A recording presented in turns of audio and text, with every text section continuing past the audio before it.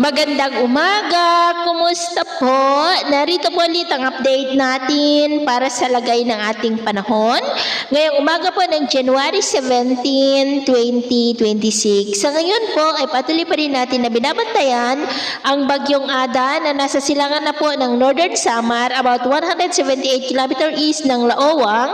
Nataglay ang lakas ng hangin na maabot po sa 80 km per hour habang kumikilos pa rin pa west northwestward sa bilis po na 15 kilometers per hour.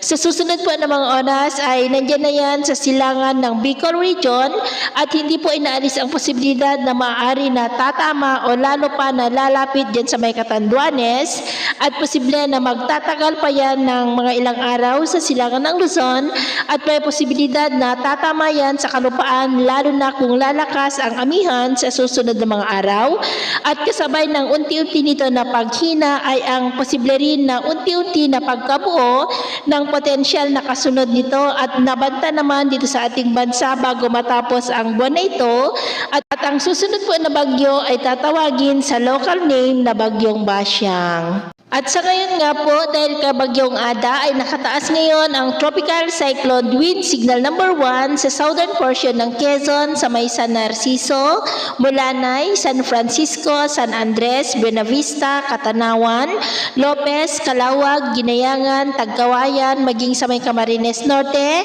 Camarines Sur, Catanduanes, Albay, Sorsogon, Masbate, Northern Samar, Samar, Eastern Samar, Biliran, Leyte, Southern Leyte, northern portion ng Cebu sa may Madelin, Daan Bantayan, San Remigio, City of Bogo, Tabogon, kasama na po ang Camotes Islands at Bantayan Islands, maging sa may Dinagat Islands, Siargao, Bukas Grande Islands. At mamaya ay asahan naman natin na sisikat naman ang araw sa malaking bahagi ng ating bansa, lalo na sa Northern Luzon, Central Luzon, Calabarzon at dyan po sa may Mindanao.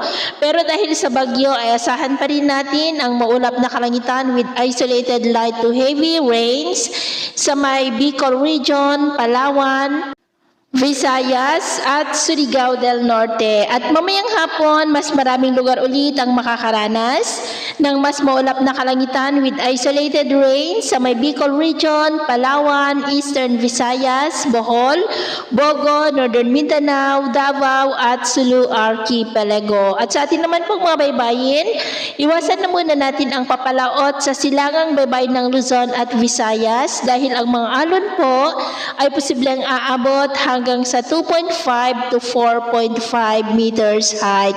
Kaya hanggat maaari ay iwasan na po muna natin ang papalaot dyan sa mga may kulay pula para po mas makaiwas sa mga sakunang pangkaragatan. So ito po ng latest update natin sa araw na ito. Ako po muli si James na nagsasabing sa kahit anong pagsubok po na darating sa ating buhay, huwag na huwag po tayong mawawalan ng pag-asa. Thank you and God bless!